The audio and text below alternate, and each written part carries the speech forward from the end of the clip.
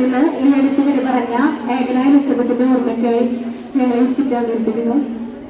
ഭാരതത്തിലെ പരിശുദ്ധിയുടെ പ്രതീകമായ സഹനങ്ങളെ സന്തോഷത്തോടെ നെഞ്ചിലേറ്റിയ ഭരണകാലത്തിന്റെ പുണ്യപുഷ്പമായ വിശുദ്ധ അൽഫോൻസമ്മ കുടമാളൂരിൽ ജനിച്ച് ചെറുപ്രായത്തിൽ തന്നെ അമ്മയുടെ സ്നേഹം നഷ്ടപ്പെട്ടു. അവളെ വളർത്താനായി മുത്തശ്ശേരിയിലേക്ക് കൂട്ടിക്കൊണ്ടുപോകാൻ തന്റെ പേരമേറ്റുന്നു. അന്നക്കുട്ടിയുടെ ബാല്യകാല ഓർമ്മകളോടെയും അവളുടെ ദൈവവിളികളോടെയും നടന്നു നിൽക്കുന്ന ലളിതമായ ഒരു ദൃശ്യാവിഷ്കാരം ഇതാ.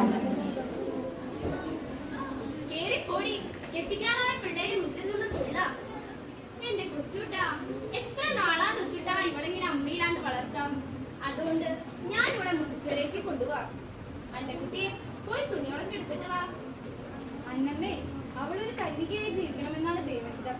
ദൈവം തിരഞ്ഞെടുത്ത കുട്ടിയാ അവള്. നിന്നോട് പറഞ്ഞാൽ വിശ്വസിക്കുമെന്ന് അറിയില്ല. വലിയമ്മച്ചി എന്തീ പറയണേ? അന്നമ്മേ, ഒരു ദിവസം അന്നക്കുട്ടിക്ക് കൊച്ചുത്രേസ്യ പുണ്യാളത്തി പ്രത്യക്ഷപ്പെട്ടു. കൊച്ചുത്രേസ്യ പുണ്യാളത്തിയോ? അവര് ഫ്രാൻസിലെങ്ങാണ്ട് ഉള്ളതല്ലേ? അവരെങ്ങനെ ഇവിടെ വരണേ? അധികം പരിഹാസം വേണ്ട. ഓ, എനിക്ക് അത്ര വിവരമുള്ളൂ വിചാരിച്ചാ മതി.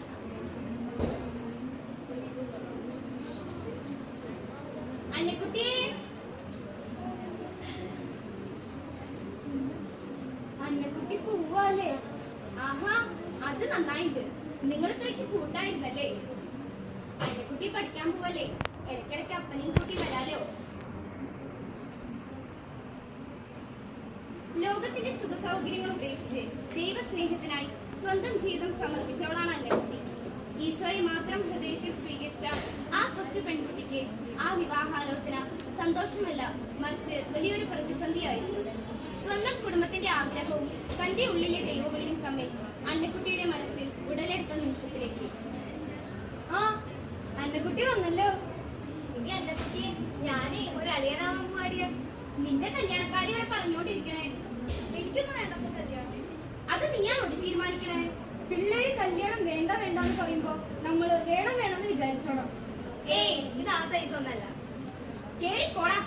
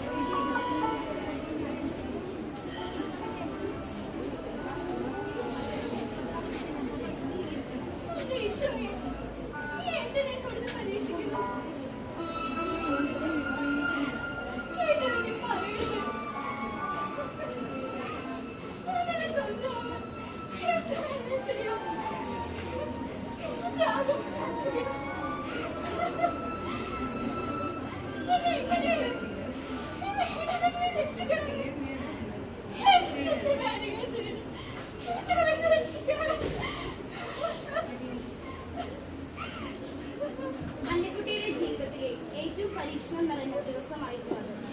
കന്യാസ്ത്രീ ആകണമെന്ന തന്റെ ആഗ്രഹം നഷ്ടമാകാൻ പോകുന്നു. എല്ലാവരും വർണ്ണിക്കുന്ന തന്റെ സൗന്ദര്യമാണ് എല്ലാത്തിനും കാരണം. നശ്വരമായ സൗന്ദര്യത്തെക്കാളും അനശ്വരമായ ദൈവിക സൗന്ദര്യമാണ് താൻ ആഗ്രഹിക്കുന്നത്. പതിര് കത്തിയേറിയുന്ന ചാരക്കുഴിയിൽ കാൽ കുറച്ച് പൊള്ളിച്ചാൽ ഈ ആലോചന മുടങ്ങും. കുറച്ച് വേദന സഹിച്ചാലും എന്റെ ഈശോയ്ക്ക് വേണ്ടി ജീവിക്കാൻ എനിക്ക് സാധിക്കും. ഇതിനേക്കാൾ എത്രയോ വലിയ വേദനയാണ് കാൽവരിയിൽ ഈശോ എനിക്ക് വേണ്ടി സഹിച്ചത്. അതിന്റെ ചെറിയൊരു അംശം ഞാനും സഹിക്കണം. കാലിലെ ഒരു വിരൽ പൊളിക്കുവാൻ സഹനത്തിന്റെ തീച്ചൂളയിലേക്ക് സ്വയം അവൾ കാലുകൾ നീങ്ങി.